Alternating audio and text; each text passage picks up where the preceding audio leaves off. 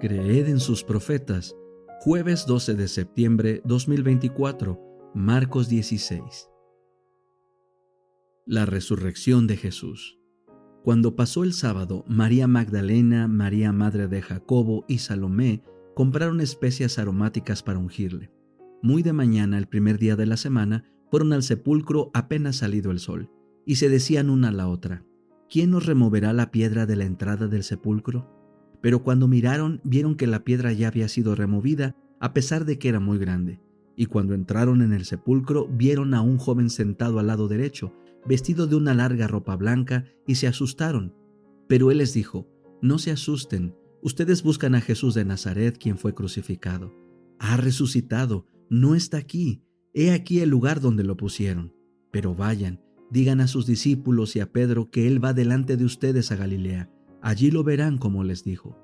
Ellas salieron y huyeron del sepulcro porque temblaban y estaban presas del espanto, y no dijeron nada a nadie porque tenían miedo. Una conclusión del Evangelio.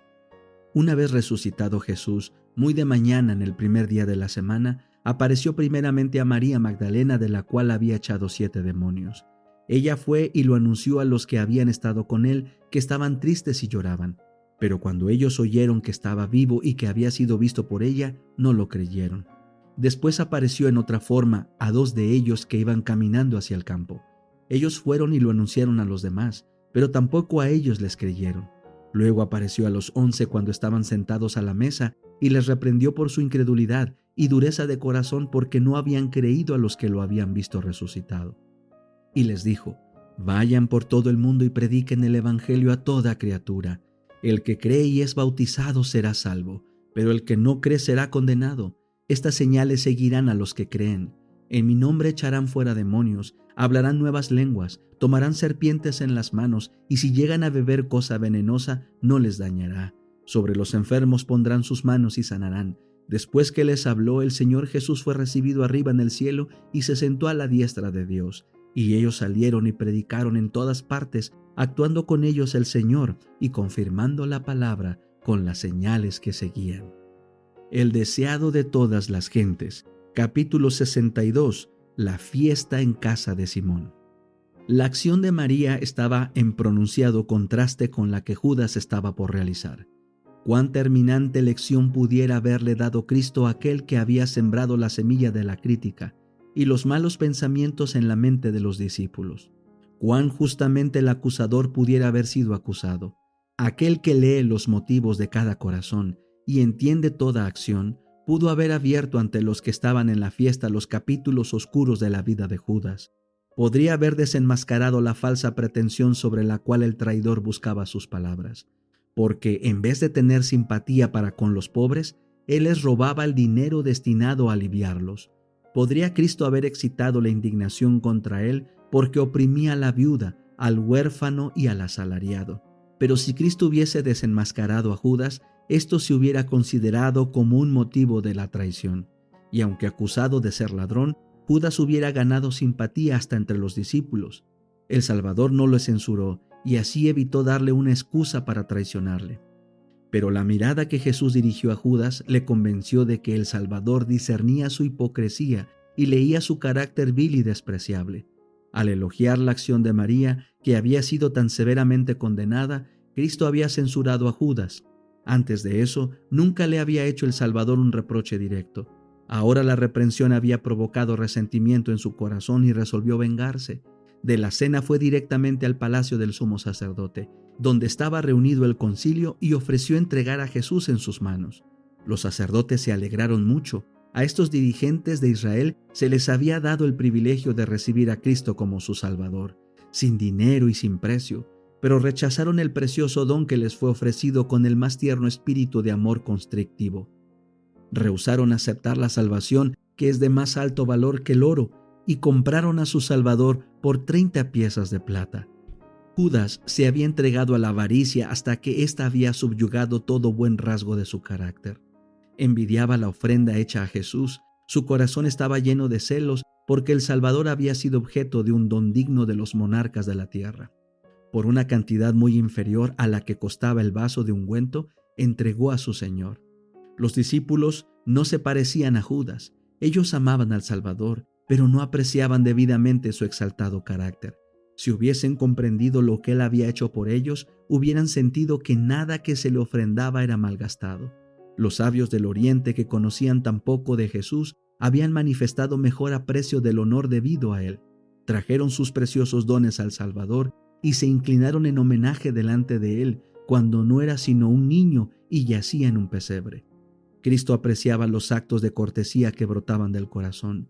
Cuando alguien le hacía un favor, lo bendecía con cortesía celestial. No rechazaba la flor más sencilla arrancada por la mano de un niño que se la ofrecía con amor. Aceptaba las ofrendas de los niños, bendecía a los donantes e inscribía sus nombres en el libro de la vida. En las Escrituras se menciona el ungimiento de Jesús por María para distinguirla de las otras Marías. Los actos de amor y reverencia para con Jesús son una evidencia de la fe en Él como Hijo de Dios. Y el Espíritu Santo menciona como evidencia de la lealtad de una mujer a Cristo: si ha lavado los pies de los santos, si ha socorrido a los afligidos, si ha seguido toda buena obra. Cristo se deleitó en el ardiente deseo de María de hacer bien a su Señor. Aceptó la abundancia del afecto puro mientras que sus discípulos no lo comprendieron ni quisieron comprenderlo. El deseo que María tenía de prestar este servicio a su Señor era de más valor para Cristo que todo el ungüento precioso del mundo, porque expresaba el aprecio de ella por el Redentor del mundo. El amor de Cristo la constreñía, llenaba su alma la sin par excelencia del carácter de Cristo. Aquel ungüento era un símbolo del corazón de la donante, era la demostración exterior de un amor alimentado por las corrientes celestiales hasta que desbordaba. El acto de María era precisamente la lección que necesitaban los discípulos para mostrarles que la expresión de su amor a Cristo le alegraría. Él había sido todo para ellos y no comprendían que pronto serían privados de su presencia, que pronto no podrían ofrecerle prueba alguna de gratitud por su grande amor. La soledad de Cristo separado de las cortes celestiales, viviendo la vida de los seres humanos, nunca fue comprendida ni apreciada por sus discípulos como debiera haberlo sido. Él se apenaba a menudo porque sus discípulos nunca le daban lo que hubiera debido recibir de ellos. Sabía que si hubiesen estado bajo la influencia de los ángeles celestiales que le acompañaban, ellos también hubieran pensado que ninguna ofrenda era de suficiente valor para manifestar el afecto espiritual del corazón. Su comprensión posterior les dio una verdadera idea de las muchas cosas que hubieran podido hacer para expresar a Jesús el amor y la gratitud de sus corazones mientras estaban junto a Él. Cuando ya no estaba con ellos y se sintieron en verdad como ovejas sin pastor, empezaron a ver cómo hubieran podido hacerle atenciones que hubieran infundido alegría a su corazón. Ya no cargaron de reproches a María, sino a sí mismos. Oh, si hubiesen podido recoger sus censuras, su presentación del pobre como más digno del don que Cristo. Sintieron el reproche agudamente cuando quitaron de la cruz el cuerpo magullado de su Señor. La misma necesidad es evidente en nuestro mundo hoy. Son pocos los que aprecian todo lo que Cristo es para ellos. Si lo hicieran, expresarían el amor de María, ofrendarían libremente el ungüento y no lo considerarían un reproche. Nada tendrían por demasiado costoso para darlo a Cristo. Ningún acto de abnegación o sacrificio personal les parecería demasiado grande para soportarlo por amor a Él. Las palabras dichas con indignación, ¿por qué se pierde esto?, recordaron vívidamente a Cristo el mayor sacrificio jamás hecho, el don de sí mismo en propiciación por un mundo perdido. El Señor quería ser tan generoso con su familia humana que no pudiera decirse que Él habría podido hacer más. En el don de Jesús, Dios dio el cielo entero. Desde el punto de vista humano, tal sacrificio era un derroche desenfrenado. Para el raciocinio humano, todo el plan de la salvación es un derroche de mercedes y recursos. Podemos ver abnegación y sacrificio sincero en todas partes. Bien pueden las huestes celestiales mirar con asombro a la familia humana que rehúsa ser elevada y enriquecida con el infinito amor expresado en Cristo. Bien pueden ellas exclamar, ¿por qué se hace este gran derroche? Pero la propiciación para un mundo perdido había de ser plena, abundante y completa. La ofrenda de Cristo era sumamente abundante para enriquecer a toda alma que Dios había creado. No debía restringirse de modo que no excediera el número de los que aceptarían el gran don. No todos los hombres se salvan. Sin embargo, el plan de redención no es un desprecio porque no logra todo lo que está provisto por su liberalidad. Debía haber suficiente y sobrar. Simón, El huésped había sentido la influencia de la crítica de Judas respecto al don de María y se había sorprendido por la conducta de Jesús.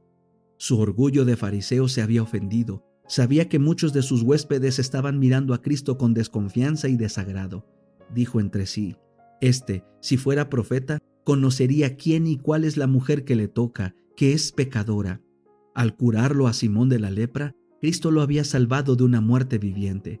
Pero ahora Simón se preguntaba si el Salvador era profeta, porque Cristo permitió que esta mujer se acercara a él, porque no la rechazó con indignación como a una persona cuyos pecados eran demasiado grandes para ser perdonados, porque no demostró que comprendía que ella había caído. Simón estaba tentado a pensar que él no era profeta. Jesús no sabe nada en cuanto a esta mujer que es tan liberal en sus demostraciones, pensaba él. De lo contrario, no permitiría que le tocase. Pero era la ignorancia de Simón respecto a Dios y a Cristo lo que le inducía a pensar así. No comprendía que el Hijo de Dios debía actuar como Dios, con compasión, ternura y misericordia. El plan de Simón consistía en no prestar atención al servicio de penitencia de María. El acto de ella de besar los pies de Cristo y ungirlos con ungüento era exasperante para su duro corazón, y pensó que si Cristo era profeta, debería reconocer a los pecadores y rechazarlos.